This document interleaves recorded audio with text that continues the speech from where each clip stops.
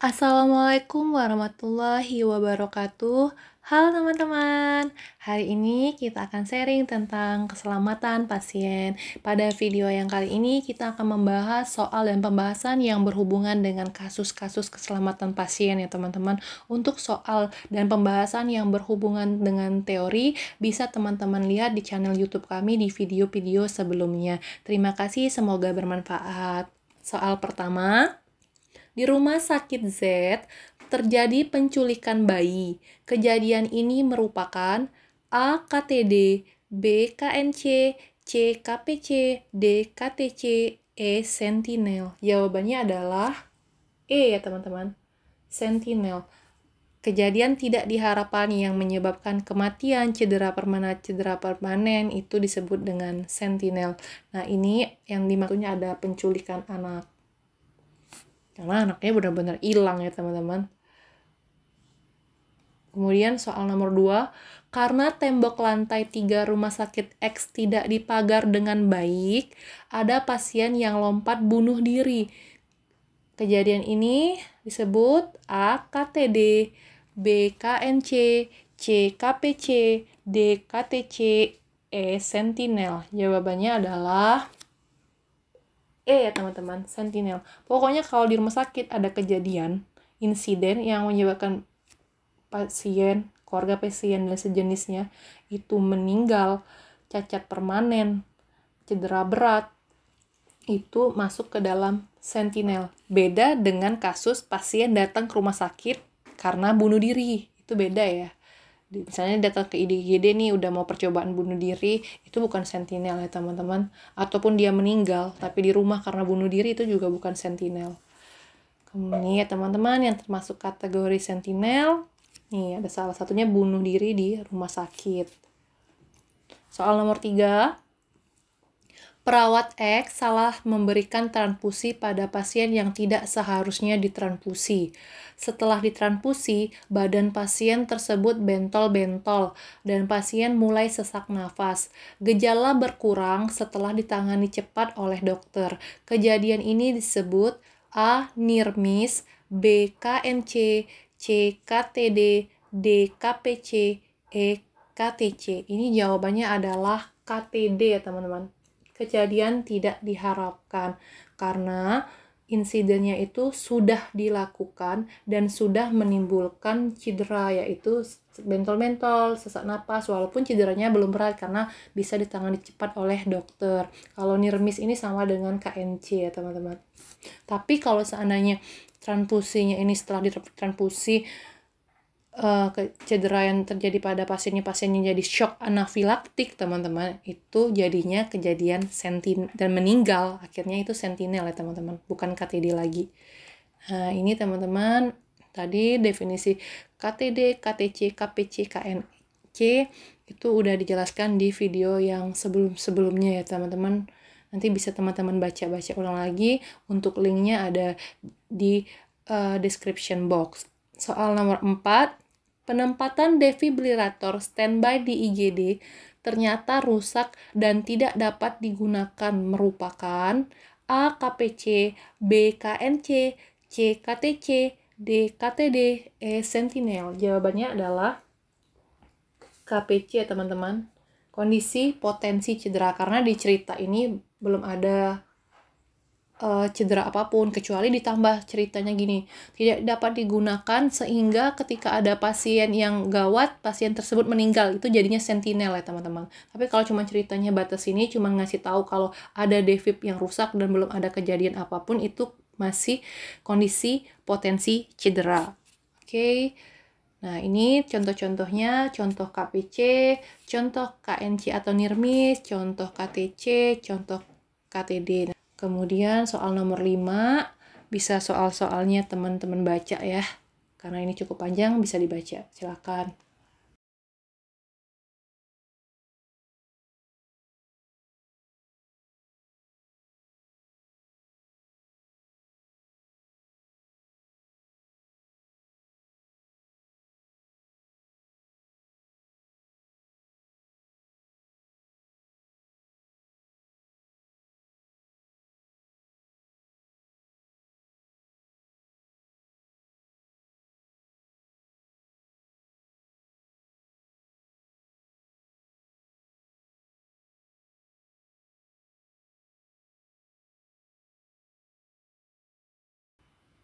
Dalam kasus ini, yang bukan merupakan tindakan dari sasaran keselamatan pasien ya teman-teman, yang bukan.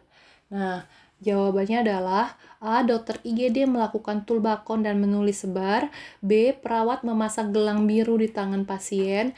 C. Perawat menghubungi petugas operasi agar operasi pasien dapat dilakukan dalam kurang dari 2 hari. D. Asisten apoteker memberikan insulin dan form obat high alert.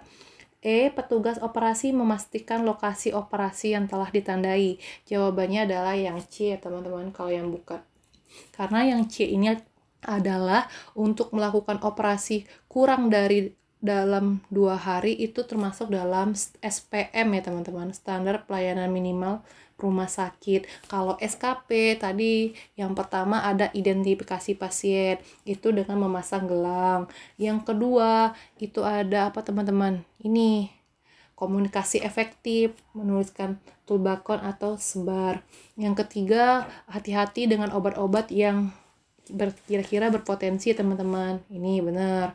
Kemudian tepat orang, tepat lokasi pada saat operasi. Kemudian yang kelima, mencegah infeksi, misalnya cuci tangan. Yang keenam, resiko jatuh. Nah, jadi 6 sasaran keselamatan pasien bisa teman-teman baca lagi dan bisa teman-teman dengarkan dari video yang sebelumnya ya teman-teman. Ini yang tadi soal nomor 5. Nah, ini 6 sasaran keselamatan pasien. Tuh, bisa dibaca lagi.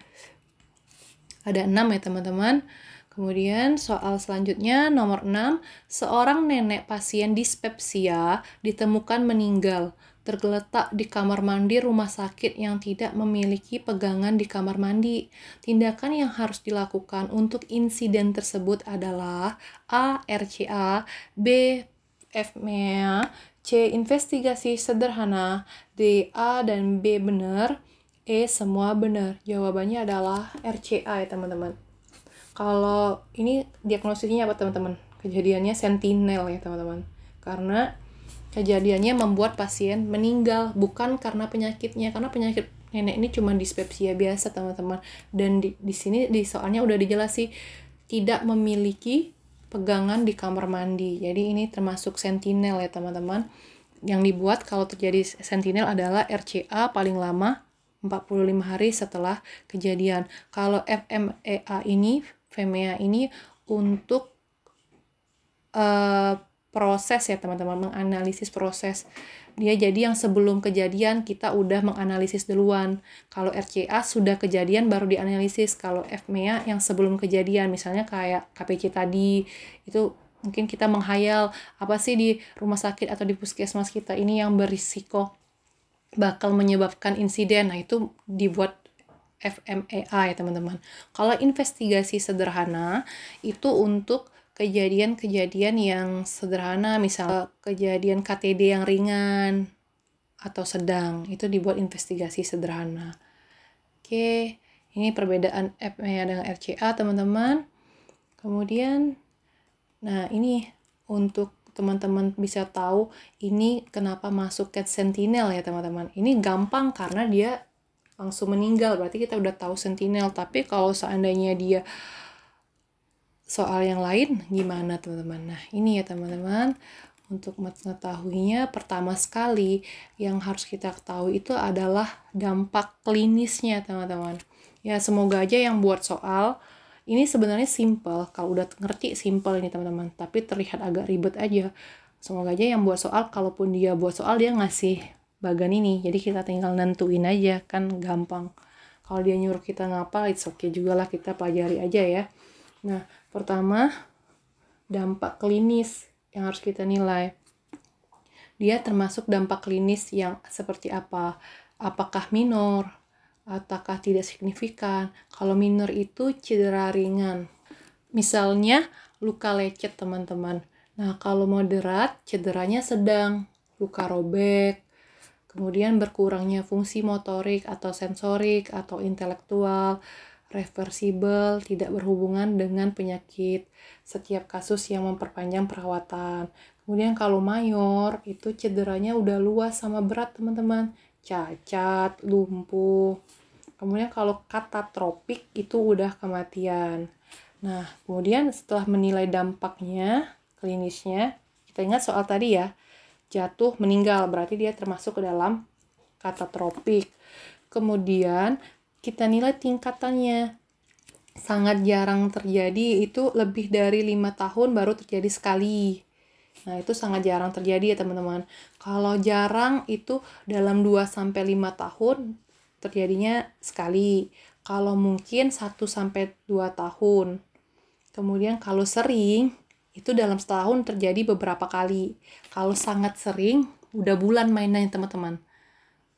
Setiap bulan terjadi ada aja, Kak. Jadi kalau mainannya setiap bulan itu sangat sering, kalau dalam satu tahun itu sering, kalau 1-2 tahun itu disebut mungkin, kalau 2-5 tahun itu disebut jarang, kalau terjadinya 5 tahun sekali itu disebut sangat jarang. Oke, setelah kita tahu dampak dan probabilitasnya, skor resikonya itu adalah dampak dikali probabilitas. Baru kita masuki ke dalam matriks grading resiko. Nah, contoh soal tadi kan dia katatropik ya teman-teman. Jadi dampaknya yang 5 nih. Nah, probabilitasnya kan di soal itu nggak dikasih tahu itu terjadinya pertama kali atau terjadinya dalam 5 tahun sekali, terus rumah sakitnya udah berdiri berapa tahun, kita kan nggak tahu. Jadi kita nggak tahu ininya. Udah kita anggap aja lah dulu katatropiknya ya teman-teman. Nah, simple, kalau katatropik yang nomor 5, maupun dia terjadi sangat jarang, dalam lebih dari misalnya 10 tahun baru terjadi sekali, itu dia tetap termasuk ke dalam ekstrim teman-teman. Nah, kalau ekstrim itu tata laksananya adalah nih ya, resiko pembuatan RCA teman-teman.